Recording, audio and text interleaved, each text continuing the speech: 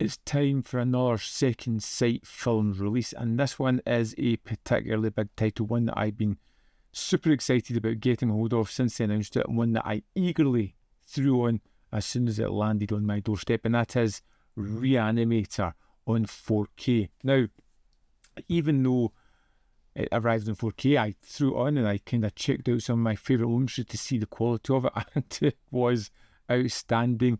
It's a film that's always looked kind of murky, it's never looked its best, and even in the gore sequences, looks absolutely fantastic.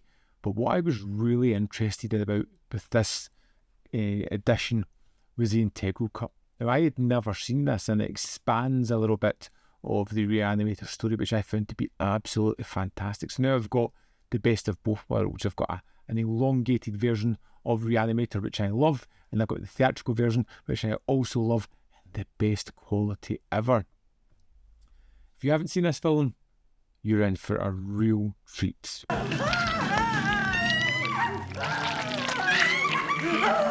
Herbert West is a brilliant medical student, but he's got a little issue. It's a slight God complex, and he has this green serum that can somehow bring the dead back to life, although they never come back quite right. And when he teams up with a fellow student, their experiments spiral into obsession, gore, pitch black comedy, culminating in one of horror cinema's most infamous third acts. It's fantastically over the top, twisted, comedic, and repulsive. All at the same time, it puts a smorgasbord of all things icky together, and it's just absolutely fantastic. Yes, Doctor. It's Herbert West. What are you thinking? How do you feel? Now, the integral cut, like I said, is different from the theatrical cut, which I do still love. That's punchy, it gives you all the stuff you want, and just delivers a great entertainment. The integral cut is really something more, because it gives more gore, particularly in the finale of the film. Longer character interactions, especially involving Dr. Hill and Dr. West.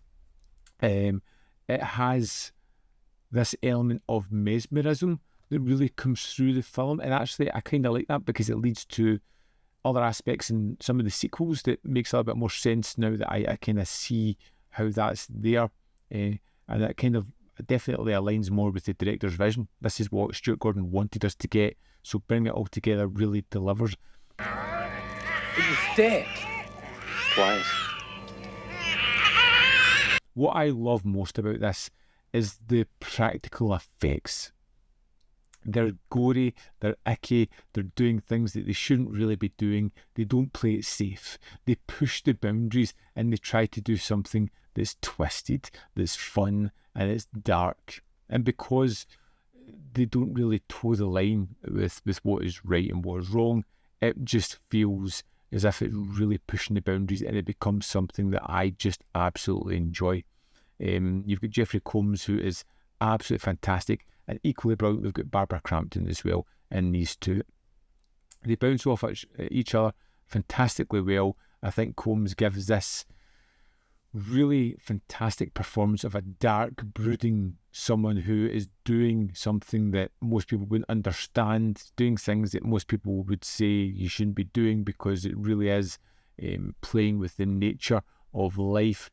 But he is drawn by this compulsion, by this thought that he is doing something larger than him, than school, than the world. He's doing something that's going to be really impactful, and Combs' performance has that kind of intensity that you would want with this role. He feels laser focused on what he's doing. He is driven, he is hyper focused and delivering on what he wants. How can you teach such drivel? These people are here to learn, and you're closing their minds before they even have a chance. There is a kind of cold practicality about what he does. I like the characters and I like the interactions. Every time I sit down to watch Re-Animator, it's all about the gore and the blood and the guts and the effects. Like I said, I watched bits of the 4K to see how some of it came across, and it just looks wonderful.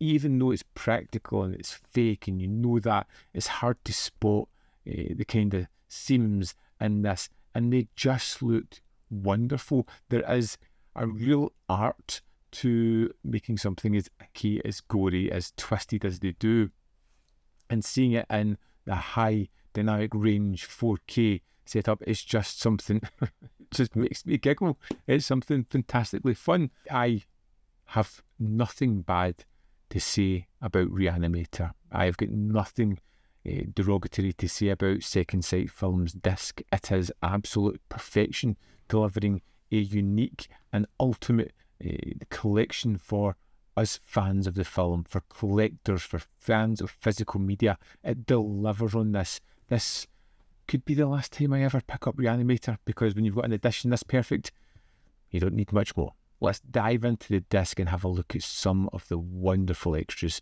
on show here. Here we are in the disc for Re-Animator. Let's go to the extras. First up, we have a commentary with Eddie Falvey, a second commentary with the director Stuart Gordon, a third commentary with producer Brian Yuzna, actors Bruce Abbott, Jeffrey Combs, Barbara Crampton and Robert Sampson. We have The Cosmic Horror of H.P. Lovecraft, a video essay by Mike Munzer, which runs for 9 minutes 23 seconds. And its basic thesis is, what is cosmic horror? Re-Animator at 40, conversation with actors Jeffrey Combs, Barbara Crampton and Brian Yuzna. This runs for 44 minutes 32 seconds, and I'm pretty sure that Barbara Crampton has the elixir of life or something or other, because she still looks incredibly young. Great information here, and it's good to see them all interacting and kind of interviewing each other. Piece by Piece, Cutting Re-Animator, interview with editor Lee Pacey, runs for 14 minutes 57 seconds. How he gets started in the business. You get a great anecdote about the movie Roar as well. Susie Sorority and the Good College Boy, an interview with actor Caroline Purdy Gordon, which is 14 minutes 7 seconds, and it feels really interesting because of her relationship with the director. Some great tales come from this interview. The horror of it all, the legacy and impact of Re-Animator, which is 18 minutes 19 seconds, and is basically talking to filmmakers who are super fans of the film and its lasting legacy, how it impacted them and how it still impacts other people. We have Barbara Crampton in Conversation from 2015. It's 36 minutes 12 seconds, focusing on her career and particularly some of the early Gordon films. A Guide to Lovecraftian Cinema is 54 minutes 2 seconds, and it basically looks at all the films that are somewhat related to Lovecraft. Re-Animator Resurrectus is 1 hour, 8 minutes and 36 seconds, and it's basically a retrospective making of. I think it's great, covering lots of facets of the film, great anecdotal stories as well. Then we have an interview with director Stuart Gordon and Brian Yuzna, which runs for 48 minutes 47 seconds. What I liked most about this is the fact that they're actually interviewing each other, and they're having a lot of fun doing that as well. There's an interview with writer Dennis Paoli, which runs for 10 minutes 41 seconds, about the gestation of Re-Animator and how it came to be. We have an interview with the composer Richard Brand, which runs for 14 minutes 43 seconds. Interview with former Fangoria editor Tony Timponi, which runs for 4 minutes 34 seconds. There is extended scenes, which run for 23 minutes 5 seconds. A deleted scene for 2 minutes 40 seconds. Theatrical trailer, TV spots, stills gallery, and that's the on-disc extras for Re-Animator. This Second Sight 4K is everything Re-Animator deserves. It's lovingly restored, it's packed with extras, it's presented with both reverence and restraint. The inclusion of the integral cut just absolutely teased this one off. It's the ultimate home video edition for this cult classic. I can't recommend it highly enough. I would love to know if you're a fan of the film, your thoughts on this edition, which edition you picked up. Let me know in the comment box below. As always, there is more content up here. You can see more of my stuff. In the description box are links to Patreon, membership program, manvfilm.com, always in which you can support me. Thanks for watching. See you next time.